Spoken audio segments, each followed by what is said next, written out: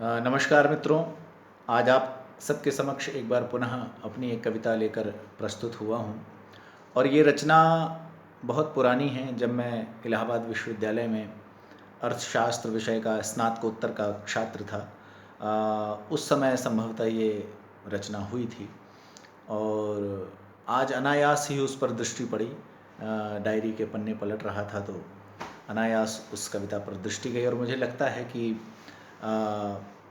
ये कविता आप सबको बहुत पसंद आएगी, इसीलिए मैंने सोचा कि आप सबके साथ साझा करूं, क्योंकि ये कविता मेरे बहुत करीब है।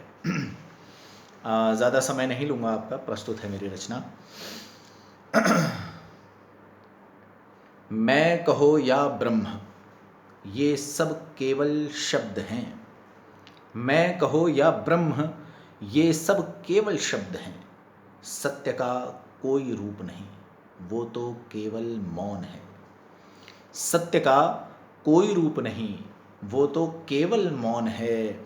और कहाँ नहीं सर्वत्र है, किंतु दृष्टिगत नहीं। कहाँ नहीं सर्वत्र है, किंतु दृष्टिगत नहीं। भाव में निहित, किंतु शब्द में अव्यक्त है। भाव में निहित, किंतु शब्द में अव्यक्त है। और क्या हुआ परिवर्तित, सब कुछ पहले जैसा। ये ठीक ज्ञान के बाद की अवस्था का वर्णन है, जब व्यक्ति को ज्ञान हो जाता है और वो उस व्याकुलता से बाहर निकलता है। जब वो सत्यान्वेषी, जब वो सत्य की खोज में निकलता है और उसे ज्ञान प्राप्त होता है कि सत्य क्या है, तो एक क्षण के लिए उसे यह आभास होता है कि जिसकी खोज में मैं निकला था उसके बाद कुछ परिवर्तित तो हुआ नहीं, सब कुछ पहले ही जैसा है। लेकिन तत्काल उसे यह आभास होता है जो इस अगली पंक्ति में कहा गया है, ध्यान से सुनिएगा, कि क्या हुआ परिवर्तित, सब कुछ पहले जैसा। क्या हुआ परिवर्तित, क्या हुआ परिवर्तित, सब कुछ पहले जैसा। सब हो गया परिवर्तित, अब नहीं कुछ शेष है। सब हो गया परिवर्तित, अब नहीं कुछ शेष है। और अभिनय ही अभिनय है, और केवल अभिनय। अभिनय ही अभिनय है और केवल अभिनय। न जन्म हुआ न मृत्यु, सब कुछ अभिनय है। न जन्म हुआ न मृत्यु, सब कुछ अभिनय है। न मन है न बुद्धि, न संस्कार है न जगत। न मन है न बुद्धि, न संस्कार है न जगत। क्या कहूँ कि क्या है, क्या कहूँ कि क्या है, किंतु कुछ है बस है।